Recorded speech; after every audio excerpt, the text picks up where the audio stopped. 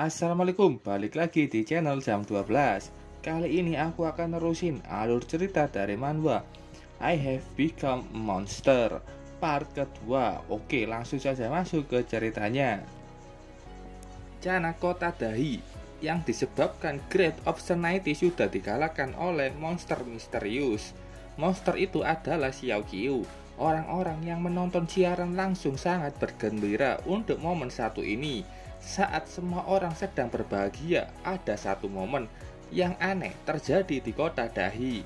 Manusia bunga yang sebelumnya diubah Great Obscenity sudah kembali menjadi manusia biasa. Dilihat ini, ada Yan Qian yang juga sudah kembali menjadi manusia.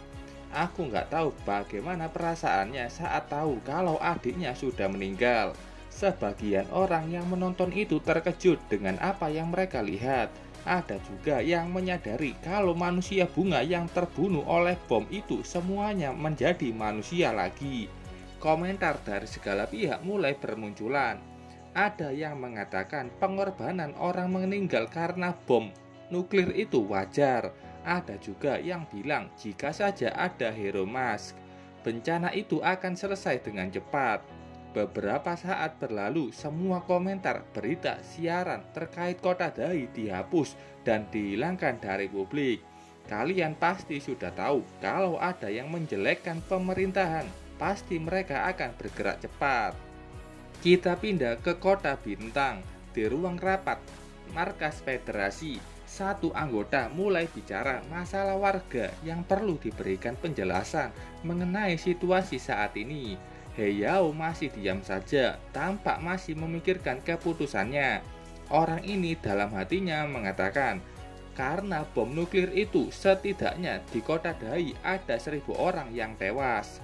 Dia berencana menurunkan posisi Heyao. Setiap orang di pemerintahan manhwa ini pikirannya kurang sehat. Namanya Walter. Ada pendamping Heyao yang memakai kacamata bundar, dia dipanggil Song. Song mengatakan kalau keputusan penggunaan bom sudah disetujui semua anggota di sini dan dia bilang bagaimana mungkin Hero Mask sama sekali tidak bertanggung jawab dalam masalah ini. Walter bilang kenapa dikaitkan dengan Mask? Orangnya saja belum ditemukan dimanapun. Song punya pikiran yang nggak sehat. Dia menyalahkan Mask yang hilang dan tidak bertanggung jawab. Jika saja ada Mask, masalah ini tidak akan perlu dibayar mahal dan pengorbanan itu tidak diperlukan. Pokoknya ini orang menyalahkan Mask yang sudah diberikan banyak sumber daya oleh pemerintahan, tapi malah pergi tanpa pamit. Menurut logika nggak ada jelasnya. Bencana kota Dahi ini tanggung jawabnya. Song sepertinya membuat rencana agar reputasi Max hancur berantakan. Setelah rapat nggak jelas ini selesai, ruang rapat masih ada Heyao dan Song. Song menenangkan Heyao, dia akan mengurus semuanya hingga detail terkecil. Heyao tidak khawatir dengan masalah itu. Dia hanya menyayangkan tidak ada pion sekuat Mask. Manusia kurang sumber daya tembak. Mereka perlu kekuatan yang bisa menghadapi semua masalah mendatang. Heyao bertanya bagaimana persiapan rencana matahari pagi hari. Song menjelaskan, sejak percobaan 268 berhasil, rencana itu berkembang cepat. Banyak badan yang mampu hidup stabil untuk waktu lama tanpa mengaktifkan keadaan manusia baru. Tapi setelah manusia baru itu diaktifkan, tubuh mungkin dengan cepat akan runtuh. Itu belum banyak bukti yang terjadi. Kata Song, perpaduan manusia dan monster benar-benar akan tercapai.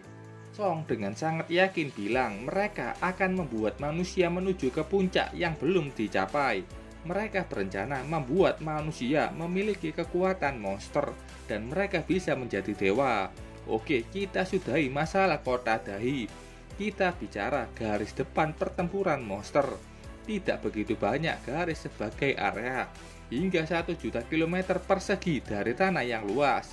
Menurut catatan zaman ke-8, sebelum umat manusia menjadi beradab seperti ini, Peta ini menunjukkan bagian dari Afrika, Amerika Selatan, dan seluruh Antartika. Tapi karena pergerakan tanah, dalam 100 tahun umat manusia hampir sepenuhnya musnah. Tanah mulai mengalami pergerakan dan terjadi tabrakan yang sangat mengerikan. Gerakan tektonik yang biasanya memakan waktu jutaan tahun untuk berakhir, dikompresikan menjadi hanya 100 tahun. Sebelum Musk memimpin pasukan di sini, tidak ada jejak manusia yang terlihat di garis depan. Monster yang muncul dari dunia rahasia berada di mana-mana. Monster tinggal di kota, terus menyerang manusia di area lain dan banyak membunuh orang. Selain garis depan pertempuran monster, ada sebidang tanah di Thailand yang punya nama lain, tempat kelahiran malapetaka. Disinilah semua bencana dimulai. Setelah Musk muncul, umat manusia dapat sekali lagi masuk ke sebidang tanah ini dengan metode yang tak terbendung. Musk mengompres dan memutar tanah para iblis seperti murka dewa hingga menjadi garis depan di antaranya. Semua yang terjadi hari ini karena adanya manusia yang seperti dewa. Oke, kita kayaknya di garis depan pertempuran monster. Ada satu gerbang di dunia rahasia di hutan, yang di luarnya ada 4 orang menjaga. Mereka mendiskusikan apa yang harus disampaikan ke Kapten Jiang nanti. Saat itu dari gerbang itu muncul seseorang. Orang ini adalah Jiang Ling. Jiang Ling ini pernah mengalahkan iblis tingkat 7 di dunia rahasia hanya dalam waktu setengah jam. Kalau dari marganya sepertinya dia satu keluarga sama Komandan Jiang. Jiang Ling bertanya ke orang-orang di situ, apa yang terjadi? Orang ini menjelaskan masalah di kota Dahi. Masalah itu memang sudah diselesaikan, tapi ayahnya, Komandan Jiang, tewas dalam pertarungan. Jiang Ling tampak tidak sedih. Dia langsung bilang harus pergi ke dunia rahasia berikutnya. Keempatnya mengikuti Jiang Ling menuju ke lokasi dunia rahasia lain. Jiang Ling sempat menegur 2 orang yang terus mengobrol di belakangnya. Mereka sudah sampai di depan dunia rahasia. Pembentukan dunia rahasia di garis depan monster jauh lebih cepat. Tim Jiang Ling punya kecepatan tinggi dalam menyelesaikan dunia rahasia. Semakin kuat tim, semakin banyak dunia rahasia yang harus mereka tangani. Sebelum Jiang Ling masuk, anak buahnya bertanya, apakah dia perlu orang yang mengikuti? Dia bilang kalau mereka berempat sudah lama tidak masuk ke dunia rahasia bersama Jiang Ling dan akan bisa dianggap cuma kelompok pemandu. Apa yang kau bilang itu seperti memandang rendah kekuatannya. Orang itu menyerah dan membiarkan Jiang Ling memasuki dunia rahasia sendirian. Keempatnya hanya bisa pasrah dengan sifat Jiang Ling yang memang sudah terbukti kekuatannya. Jiang Ling sudah masuk ke dunia rahasia. Tempat itu seperti gua bawah tanah yang sangat luas. Jiang Ling sudah menyiapkan senjatanya, tapi saat itu dia dikejutkan melihat banyak monster yang sudah tercabik-cabik di depannya. Dia kaget apakah sudah ada tim lain yang masuk ke sini. Melihat dari bekas, Jiang Ling tahu ini semua karena senjata yang sama. Apakah orang ini masuk ke sini sendirian? Saat itu Jiang Ling mendengar sesuatu dari jauh. Jiang Ling langsung berlari menuju ke lokasi itu. Dia melihat adanya pria berbaju biru yang sedang berhadapan dengan banyak monster. Jiang Ling memuji orang itu, yang level rendah tapi punya keterampilan bertarung luar biasa. Itu adalah Xiao Qiu yang sudah terkirim ke dunia rahasia ini karena sistem. Dia berhasil bertahan dari serangan monster itu dengan luka parah di tubuhnya. Jiang Ling membantunya. Dia maju dengan kecepatan hebatnya dan juga tombak listriknya. Jiang Ling berhasil menusuk satu monster dengan tombaknya. Setelah itu dia berhasil menebas 2 monster lain dengan mudah. Jiang Ling bertanya ke Xiao Qiu, dia dari tim mana dan kenapa masuk sendirian ke dunia rahasia? Tapi melihat Xiao Qiu yang diam saja, Jiang Ling tahu kalau Xiao Qiu sudah pingsan. Jiang Ling kecewa dan menganggap kalau Xiao Qiu hanya beban. Wajar mbak, dia habis bertarung mati-matian di kota Dahi. Setelah itu tubuh Xiao Qiu tergeletak, muncul banyak monster dari air. Jiang Ling menggunakan senjatanya yang sudah dialiri listrik. Dia mengingat sosok ayahnya yang sudah di akhirat. Dan kayaknya dia juga benci sama monster. Baginya semua monster itu layak mati. Sementara itu di luar dunia rahasia, orang-orang ini masih mengobrol apapun yang ingin mereka bicarakan. Saat itu kapten mereka sudah keluar. Jiang Ling keluar sambil membopong tubuh Xiao Qiu. Mereka bertanya siapa orang yang dibawa Jiang Ling. Kita pindah ke garis depan pertempuran monster di camp tentara 5. Di tanah yang luas di garis depan monster, banyak sekali camp tentara seperti ini. Setiap camp hanya ada beberapa ribu orang, bahkan yang besar hanya puluhan ribu orang. Seperempat penduduknya adalah profesional dan yang lainnya memikul tanggung jawab terkait perang. Walaupun begitu, tidak banyak profesional yang khusus untuk menyembuhkan, dan pekerjaan menyembuhkan orang sakit menjadi tanggung jawab dokter manusia yang sudah terlatih. Dokter mulai menjelaskan apa yang terjadi dengan Xiao Qiu. Organ vitalnya tidak ada masalah, semua organnya berada di suhu berbeda. Kemampuan penyembuhannya memungkinkan Xiao Qiu pulih dari luka begitu singkat. Baginya penyembuhan ini sangatlah menakutkan. Tubuhnya ada sejumlah radiasi nuklir. Luka bakarnya juga terkait dengan radiasi itu. Saran dokter, Xiao Qiu masih perlu dirawat di rumah sakit untuk melihat luka radiasi nuklirnya. Saat itu ada seseorang yang masuk mengatakan kalau tidak perlu meninggalkan Xiao Qiu di rumah sakit. Ini adalah komandan tertinggi di camp tentara nomor 3, Liang Zhengye. Jiang Ling memanggilnya sebagai guru. Setelah itu, mereka sudah pindah ke camp tentara nomor 3. Xiao Qiu juga sudah dipindahkan ke sini. Di kamarnya ada Komandan Liang dan Jiang Ling yang sedang mengobrol. Keduanya juga menonton berita mengenai kota Dahi. Liang bilang kalau Jiang meninggal dalam terhormat. Mati dalam pertempuran adalah kematian terbaik bagi orang-orang seperti mereka. Ada juga media yang ingin mewawancarai Jiang Ling, tapi Komandan Liang menolaknya. Komandan Liang menasehati muridnya itu. Pilihan ayahnya tidaklah salah. Itu adalah pilihan yang akan dipilih Komandan Liang dan Jiang Ling juga. Dan lagi pula, kesalahan Jiang Ling hanyalah Jiang Ling yang berkelahi dengan dirinya sendiri. Setelah itu, Komandan Liang berjalan keluar sambil mengatakan, setelah Xiao Qiu bangun, Jiang Ling dapat menanyakan informasi mengenai pertempuran ke Xiao Qiu.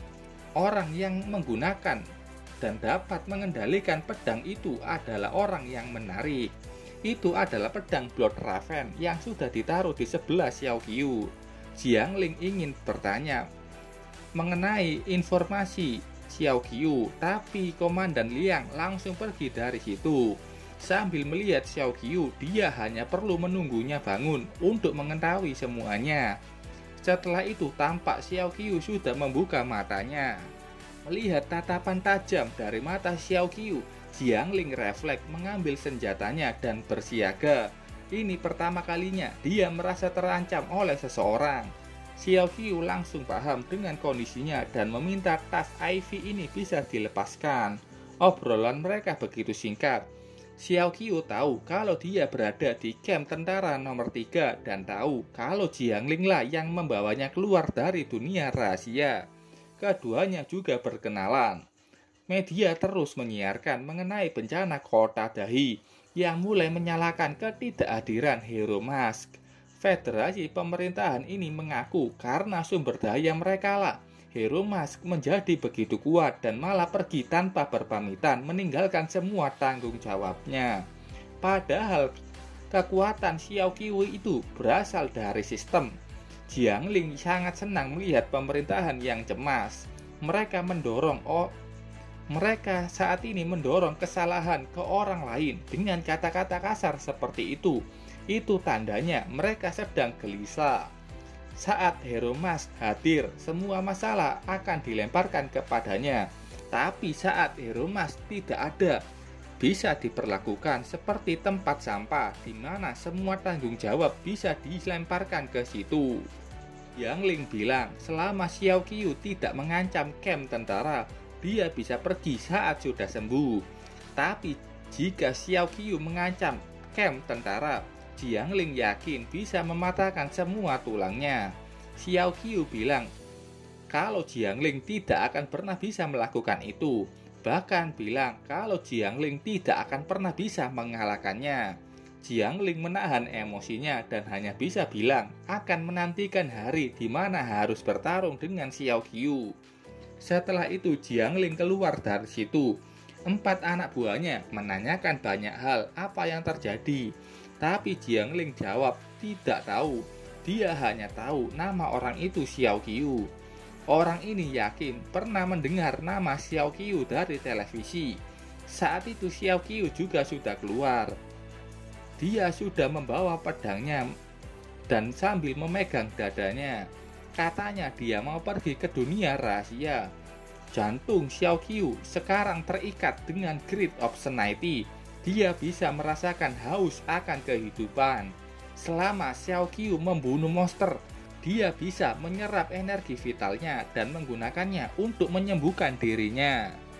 Anak buah Jiang Ling menghentikan Xiao Qiu untuk pergi ke dunia rahasia. Tapi saat itu tiba-tiba saja muncul Komandan Liang. Dia mengatakan biarkan Xiao Qiu pergi.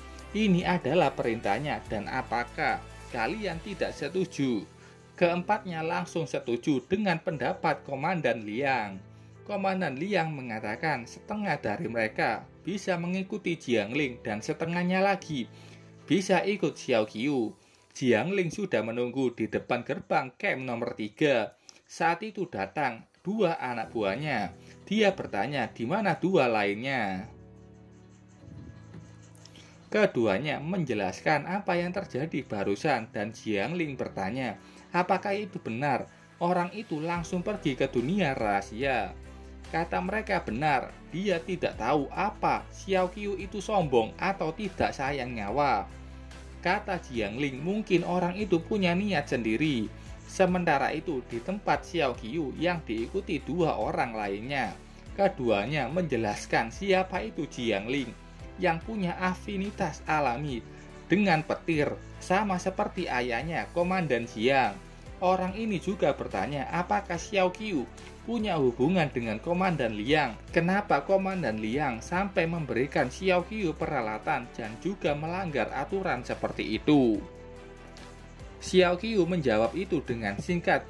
Dia bilang kalau dia tidak punya koneksi. Kata orang ini, Komandan Liang itu legendaris. Dia adalah legenda hidup Liang Zhengye. Penglihatannya lebih tajam dari orang biasa hanya dengan aroma dan gelombang suara. Dia bisa melihat sekeliling dengan jelas dalam gelap. Komandan Liang ini level 8. Pokoknya ini orang banyak banget omongannya. Dia bahkan bilang Komandan Liang pernah bertarung di samping Hero Mask. Itu di pasukan yang memukul mundur monster. Mendengar nama itu Xiao Qiu mengingat masa lalunya. Awalnya tidak ada orang yang punya kesan baik kepadanya. Mask memimpin 3.000 orang dan melangkah langsung ke garis depan pertempuran monster. Sudah lama manusia tidak menginjakan kaki di tanah itu dan juga sudah lama tidak dihuni. Tanah, langit, bawah tanah, air, monster terus bermunculan dari manapun. Terus menyerang pasukan memukul mundur monster yang dia pimpin. Angka kematian setiap pasukan terus menurun. Sampai akhirnya tatapan pesimis orang mulai berbalik. Saat pasukan pemukul mundur monster membuktikan bisa berdiri sendiri di sebidang tanah itu. Ada banyak pasukan yang menolak mundur secara beruntung bisa selamat dan tumbuh menjadi profesional kuat. Mereka menyebar ke tanah itu dan membangun basis yang tumbuh menjadi kota kecil dan mengumpulkan banyak orang menjadi camp tentara. Dengan demikian terciptalah garis depan pertempuran monster. Ketiganya sudah sampai di depan dunia rahasia. Kedua orang ini sudah siap dengan senjata masing-masing, ingin juga masuk membantu Xiao Qiu. Tapi kata Xiao Qiu, membantuku itu tidak diperlukan, aku akan baik-baik saja sendirian. Xiao Qiu sudah masuk sendirian ke dalam dunia rahasia. Saat sudah masuk, Xiao Qiu lebih senang berada di dunia rahasia yang berbau monster. Karena di sini dia bisa bebas dan membunuh banyak monster semaunya.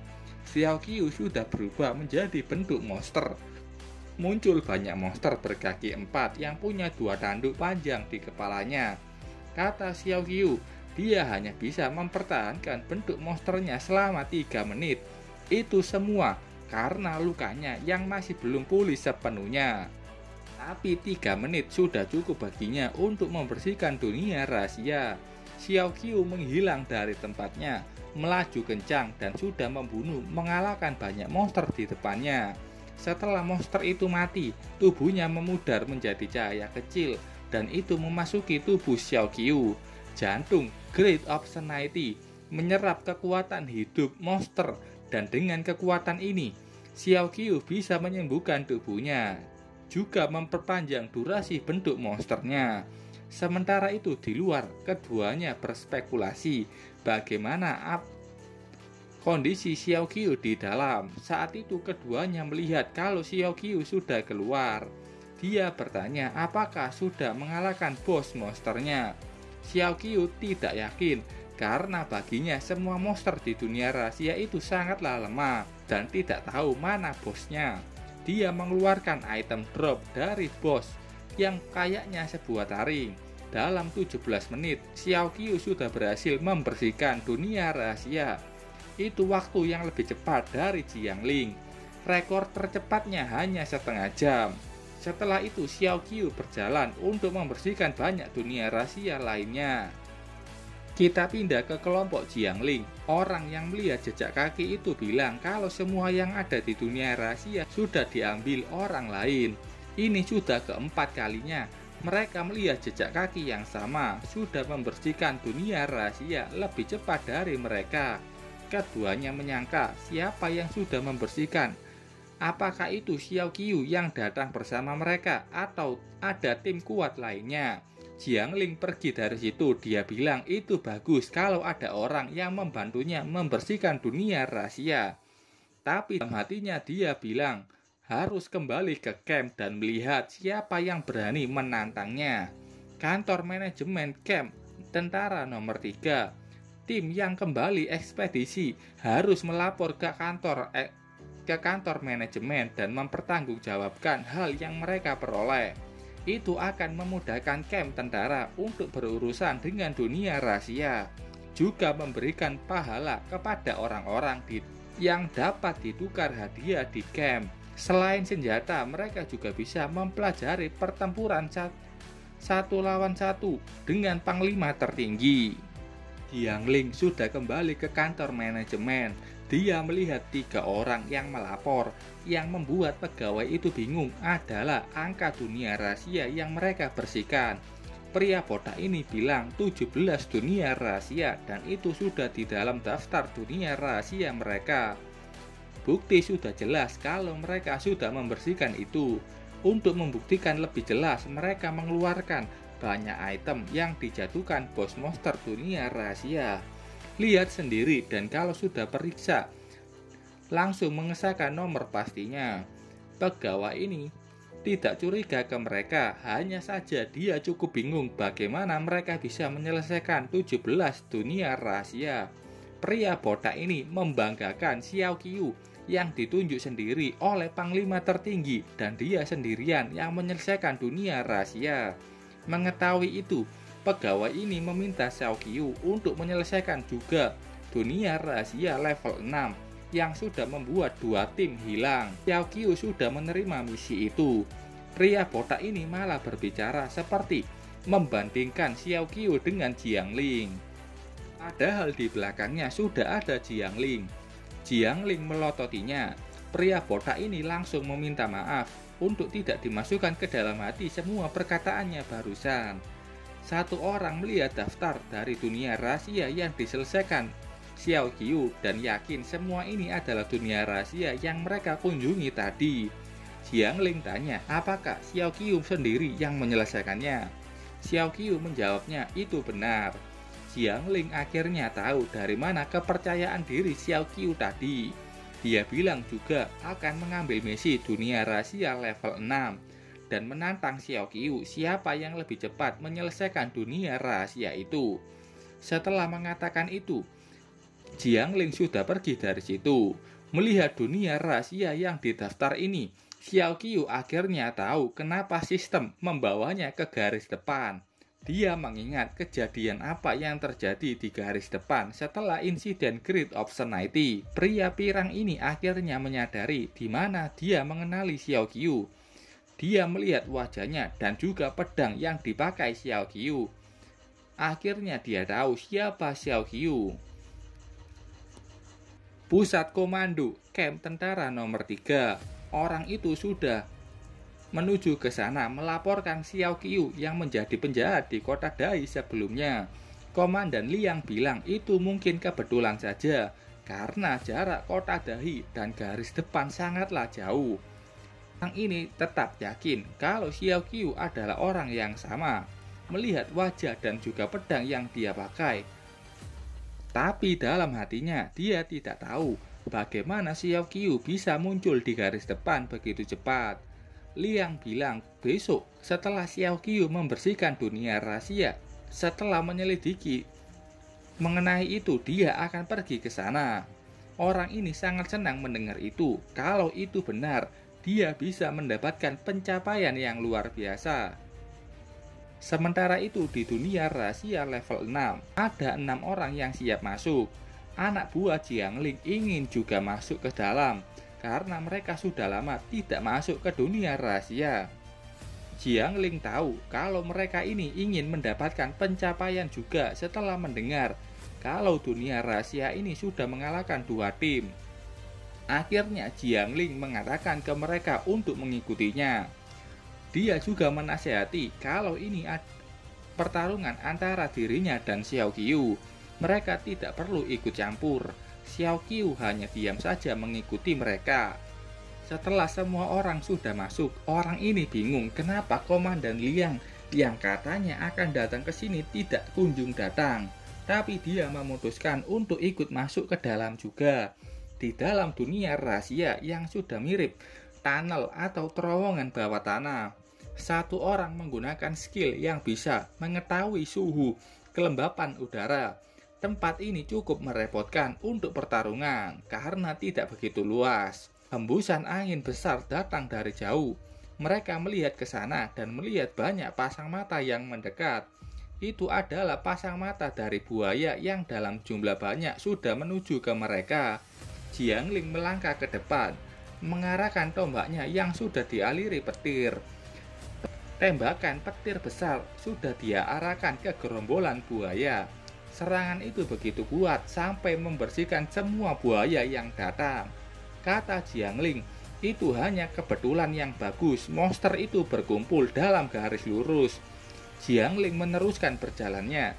Orang-orang ini begitu semangat untuk berlomba. Siapa yang paling banyak membunuh monster? Xiao Qiu bingung dengan pemikiran itu. Kenapa mereka harus bersaing berapa banyak monster yang dibunuh? Itu benar-benar sangat tidak berarti baginya.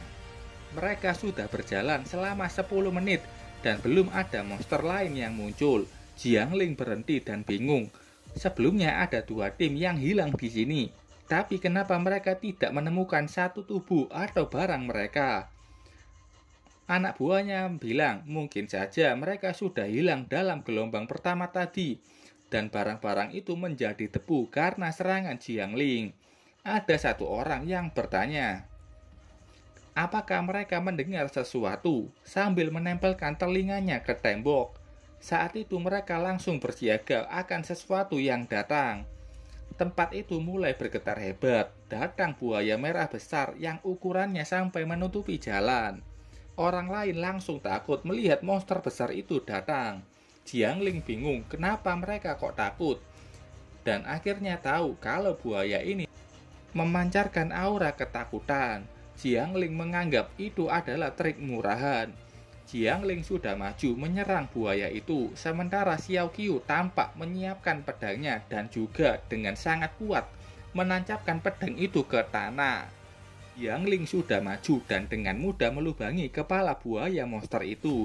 dia juga melihat apa yang dilakukan Xiao Qiu. Xiao Qiu menekan ke dalam pedangnya dengan kuat, sampai saat itu buaya di dalam bawah tanah muncul dan seketika mati setelah mendapatkan tusukan hebat di kepalanya. Dalam hatinya, Xiao Qiu menyayangkan kalau saja dia datang sendirian, dia pasti akan bisa menyerap semua kekuatan kehidupan monster itu. Mereka kaget bagaimana ada monster di bawah tanah. Jiangling turun dan bertanya bagaimana Xiao Qiu bisa tahu kalau ada monster yang berada di dalam tanah. Jika bukan karena Xiao Qiu, bawahannya pasti sudah mati. Xiao Qiu bilang itu sangat wajar. Kalau di dunia rahasia bawah tanah yang terisolasi seperti ini akan ada yang bisa menyelinap di bawah tanah.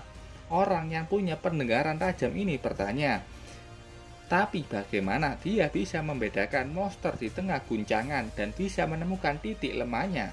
Xiao Qiu bingung bagaimana menjelaskannya. Tapi dalam hatinya dia bilang, kalau frekuensi yang dihasilkan oleh getaran bawah tanah semacam ini jauh lebih dapat dibedakan daripada frekuensi yang dipicu oleh dewa iblis yang bergerak dalam sekejap mata yang mampu mengoyak ruang. Beruntung, si botak ini menghentikan mereka dan bersyukur kalau bosnya sudah dikalahkan dan memuji keduanya yang sangat hebat bisa mengalahkan bos monster. Jiangling bilang kalau buaya besar ini bukanlah bos. Jika buaya besar ini adalah bos, akan ada peti harta karun dan juga pintu arai yang terbuka. Mereka kaget mendengar itu. Lalu, monster seperti apa yang menjadi bos? Jiangling menasihati bawahannya untuk tidak bergerak sendirian. Jiangling berjalan, melewati mayat buaya itu dan menemukan sebuah pintu yang tertutup rapat. Kalau melihat pintu itu, yakinlah bosnya pasti ada di dalamnya. Jiangling akan masuk ke dalam bersama Xiao Qiu. Sementara yang lainnya bisa menunggu di luar. Keduanya berjalan dan membuka pintu itu secara bersamaan. Setelah keduanya sudah masuk, pintu itu langsung tertutup. Keduanya sudah berjalan untuk menemukan bosnya. Saat itu ada suara langkah kaki. Dari suaranya, Jiangling tahu kalau monster ini tidak begitu besar. Yang muncul adalah buaya humanoid. Dari melihat itu saja, Jiangling tahu kalau ada yang aneh di dunia rahasia ini. Buaya itu tampak mempersiapkan kekuatan yang besar. Tidak ingin membiarkan itu berlanjut, Jiangling sudah berlari maju menyerangnya.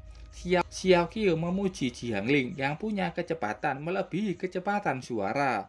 Jika monster itu menggigit, tombaknya itu akan menusuknya. Buaya itu menangkap tombaknya dan langsung membanting tubuh Jiangling. Tidak berhenti di situ, Jiangling mengeluarkan satu pistol dan langsung menembakkan tepat ke kepala buaya. Itu tembakan laser yang sangat kuat sampai menghancurkan sebagian kepala buaya itu. Xiao Qiu bertanya, apakah gaya serangan beresiko itu gaya bertarung Jiangling biasanya? Jiangling mengatakan, apa yang dihasilkan kalau tidak melakukan tanpa mempertaruhkan nyawa? Dan Xiao Qiu setuju dengan pendapat itu. Jiangling menoleh melihat mayat buaya itu dan ada mayat pria di dalamnya. Jiangling tahu orang ini adalah Christian. Christian adalah seorang profesional level 6 yang sama sepertinya. Menurut informasi, tim Christian adalah tim pertama yang masuk ke sini dan hilang. Dia bilang bagaimana dia bisa berubah menjadi monster. Dia tahu ada yang salah dengan dunia rahasia ini. Saat itu muncul banyak buaya humanoid. Jiangling akan mengambil yang kiri sementara Xiao Qiu yang kanan. Keduanya sudah maju untuk mengalahkan buaya humanoid. Jiangling melompat dan mendaratkan tombaknya ke tanah menghasilkan ledakan petir yang menyebar keseluruhan buaya itu. Setelah itu dia menebas secara memutar mengalahkan 4 buaya sekaligus. Mereka yang jadi monster punya kecepatan dan kekuatan yang sangat besar. Tapi tanpa kecerdasan mereka hanyalah monster. Jiangling melihat kondisi Xiao Qiu yang dengan mudah dapat mengalahkan buaya-buaya itu dengan menggunakan pedang Ravenblood. Setelah selesai dengan mereka, hanya tersisa 2 buaya humanoid. Jiangling sudah memeriksanya dan mereka semua adalah profesional yang sebelumnya datang untuk menyerang dunia rahasia. Saat itu Xiao Qiu kaget melihat sebuah altar di belakang 2 buaya itu. 2 buaya itu langsung menoleh ke belakang dan memberikan sujud menyembah altar itu. Jiangling bingung apa yang mereka lakukan dan panggil. Aura mencekam keluar dari altar itu. Ada 2 pasang mata yang sudah keluar. Hanya ditatap mata itu saja membuat Jiangling tidak bisa bernafas. Dia tahu kalau ini sangatlah berbahaya. Jiangling langsung melemparkan tombaknya ke arah 2 buaya itu.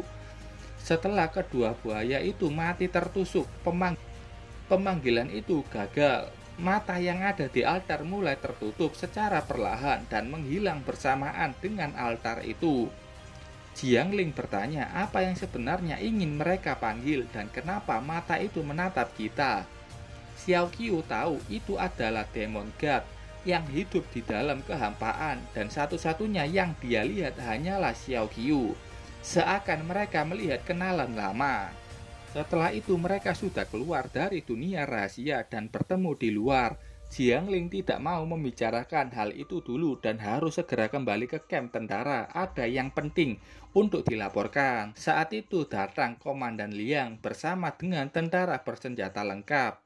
Mereka kaget dengan kedatangannya. Komandan Liang mengatakan, ini tidak ada hubungannya dengan mereka, hanya ke Xiao Qiu saja. Atau mungkin disebut sebagai pelaku pembantaian kota Dahi, Xiao Qiu. Semuanya kaget mendengar identitas asli Xiao Qiu. Ini orang begitu semangat untuk memojokkan Xiao Qiu karena dia ingin pencapaian. Luka bakar di tubuh Xiao Qiu mulai hilang dan sembuh. Dia sangat percaya diri mengatakan, benar, aku Xiao Qiu. Sekarang, apakah kau akan menangkapku dan membawaku kembali ke kota bintang? Tanya Xiao Qiu ke Komandan Liang. Menurut hukum Federasi, buronan dalam pelarian harus ditangkap dimanapun mereka ditemukan. Tentu saja, ini berlaku di garis depan. Satu-satunya yang cocok untuk penjahat adalah camp penebusan. Namun penangkapanmu adalah yang harus dilakukan menurut undang-undang federal. Tapi apa hubungannya itu dengan camp tentara nomor 3? Omongan itu membuat tentara yang membawa borgol siap menangkap Xiao Qiu sangat bingung. Komandan Liang sudah melihat situasi Xiao Qiu. Jika dia berada di posisi Xiao Qiu saat itu, dia akan membuat pilihan yang sama. Mungkin saja Komandan Liang akan melakukan yang lebih dari yang Xiao Qiu lakukan. Di usia ini benar-benar meningkat hanya jika semua orang bisa sepertimu. Komandan Liang menghentikan masalah ini di sini dan tidak ingin mengungkit masalah ini setelah kembali ke camp tentara nomor 3. Jika ada orang yang tidak setuju, dia harus mengundangnya untuk meninggalkan camp tentara secara sukarela. Setelah itu, Jiangling mendekati gurunya dan ingin bicara berdua saja, sedangkan lainnya masih penasaran apa yang dibicarakan kaptennya dan komandan dan juga masalah Xiao Qiu. Jiangling mulai bicara mengenai altar dan juga pemujaan monster. Jawaban itu cukup sederhana. Komandan Liang langsung mengatakan itu adalah dewa monster. Jiangling sangat kaget mengetahui kalau monster juga punya dewa. Jiangling sudah banyak membersihkan dunia rahasia dan sudah lama di garis depan pertempuran. Apa kau tidak tahu kenapa manusia tidak pernah sukses melewati garis depan? Itu semua karena sumber daya. Manusia tidak pernah mematikan sumber dari monster itu muncul. Sayangnya sebanyak apapun dunia rahasia dibersihkan, selama masih ada sumber daya ini, pasti akan muncul dunia rahasia yang baru. Tanpa memadamkan sumbernya ini, perang ini tidak akan pernah selesai. Jiangling bertanya di mana sumber itu sekarang dan kenapa manusia tidak melakukan pemusnahan. Sumber dari dunia rahasia itu adalah dewa monster, pemilik altar di dunia rahasia yang dilihat Jiangling juga miliknya. Mereka makhluk kuat di luar eksistensi dunia. monster itu di atas bencana. Mereka yang duduk di Infinity War dan berani menyebut diri mereka sendiri sebagai dewa. Garis depan pertempuran monster paling banyak muncul dunia rahasia, karena tempat ini dekat dengan tempat di mana dewa monster hidup. Aura kecil dari dewa monster saja bisa membuat dunia rahasia baru di bumi. Jiangling tidak bisa memikirkan apa yang sebenarnya dilawan manusia kali ini. Komandan Liang menjelaskan kalau manusia tidak hanya diam menjadi korban dewa monster. Ada 1 atau 2 dewa monster yang berhasil dibunuh manusia dan hanya ada 1 orang yang bisa melakukan itu. Siapa lagi kalau bukan Hero Mask? Kalau altar itu benar adanya, monster di dunia rahasia punya kemungkinan untuk rusuh. Kalau mereka tidak bisa menanganinya, pasti lautan monster akan datang. Komandan Liang berharap itu hanya kemungkinan kecil, tapi setelah altar itu muncul, itu sama saja seperti foreshadowing. Kalau dewa monster bangun dari tidurnya, Jiangling mulai kacau. Bagaimana nasib manusia kalau lautan monster itu benar-benar datang? Adanya Hero Mask bisa menghilangkan rasa takut para profesional garis depan. Tapi sekarang Hero Mask sudah tidak ada. Harga apa yang akan mereka bayar untuk masalah ini? Komandan Liang menasihati muridnya untuk tidak masuk ke dunia rahasia untuk sementara. Dia akan menulis pesan dan Jiangling harus mengirimkannya ke camp lainnya. Itu juga bisa dianggap liburan bagi Jiangling yang seperti mesin membersihkan dunia rahasia saja. Bawa juga Xiao Qiu karena identitasnya sudah ketahuan. Agar Xiao Qiu bisa bergerak bebas, siapkan topeng agar bisa menyamarkan tampilannya. Setelah itu, kita langsung pindah di mana kelompok Jiangling pergi mengantarkan pesan ke camp lainnya. Mereka menggunakan kereta besi melewati gurun untuk sampai ke sana. Di dalam sudah ada Jiangling yang membersihkan tombaknya dan juga Xiao Qiu yang memakai topeng hitam. Topeng yang digunakan Xiao Qiu saat ini sama persis yang digunakan Hero Mask, beda di warnanya saja. Masa nggak ada yang sadar kemiripan Xiao Qiu sama Hero Mask? BTW, kereta ini disebut Armored Train atau kereta lapis baja yang bisa melewati gurun dan hutan. Kalau tidak ada jalan, kereta lapis baja bisa membuatkannya untukmu. Saat itu mereka mendengar suara dari luar. Mereka melihat keluar jendela dan melihat ada 1 mobil tentara. Mereka yakin kalau orang itu berasal dari camp nomor 2. Info saja, kalau dunia rahasia tidak dibersihkan dengan batas waktu tertentu, akan menerobos keluar dan kabur ke bumi. Kejadian ini pernah terjadi dahulu, saat manusia tidak berhasil membersihkan banyak dunia rahasia. Para monster kabur dan keluar membuat dunia menjadi kacau, dan seketika itu dunia langsung mati. Tentara yang di mobil itu menyiapkan anak panah dan menembaki para monster yang mengejar mereka. Tentara ini hanya bisa bertahan dan berkata kasar, kenapa orang di kantor tidak sadar kenapa monster ini bisa keluar dari dunia rahasia. Ini semua adalah monster level 4. Saat itu ada 1 tembakan kuat yang menghancurkan kepala monster itu. Tembakan itu berasal dari kereta lapis baja. Kereta lapis baja terus menembaki monster-monster yang mencoba menyerang kawannya. Sementara itu ada serangan dari udara yang membuat mobil mereka terguling. Itu adalah monster tipe terbang yang menembakkan bulu tajamnya. Monster ini turun untuk memakan siapapun yang ada di situ. Beruntung ada kereta lapis baja yang dilengkapi peralatan lengkap dan berhasil membunuh monster itu. Tentara ini bingung dan kaget dengan pertolongan dari kereta lapis baja. Oke, sampai sini dulu ceritanya. Terima kasih buat kalian yang sudah menonton videonya sampai selesai. Salam jam 12.